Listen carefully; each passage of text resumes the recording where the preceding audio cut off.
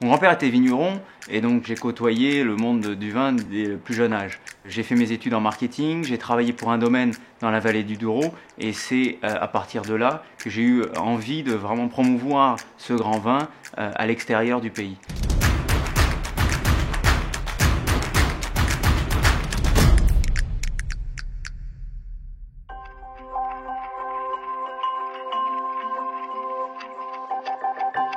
Première question qui me vient, est-ce qu'il faut forcément être portugais pour boire du Porto? Ah, pas du tout. Le premier marché consommateur de vin de Porto, c'est la France. Comment est fabriqué le Porto, s'il te plaît? Alors, le Porto est un vin muté. Donc, fin août débutent les vendanges dans la vallée du Douro, donc des vendanges encore faites totalement à la main. Et ensuite, on va venir fouler le raisin au pied propre, hein, bien évidemment, puisque nous travaillons essentiellement avec des petits producteurs qui travaillent encore dans la pure tradition. À ce moment-là, donc, on va rentrer dans le processus de fermentation, qui est la transformation des sucres en alcool, et on va venir donc muter le vin avec l'eau de vie vinique. Donc on va tuer les levures naturelles du raisin, maintenir le sucre et faire monter le degré alcoolique. Et voilà la recette pour faire un Porto. Donc un Porto n'est pas un vin cuit. Et non, le Porto n'est pas du tout un vin cuit. On a à l'esprit, surtout en France, le Porto vin sucré, vin cuit, et donc il n'y a aucune cuisson dans le Porto.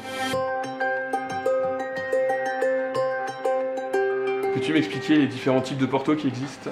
Alors finalement là tu as une vitrine un peu des différents Portos. Donc on a donc les 4 grands styles. Le rosé, celui-ci. Donc c'est un vin jeune qui existe que depuis 10 ans. Donc c'est idéal l'été avec des glaçons en cocktail. Ça a des arômes de fruits frais, fruits rouges. Ensuite nous avons les Portos blancs qui sont finalement les plus complexes et les moins connus. Les Portos Tawny.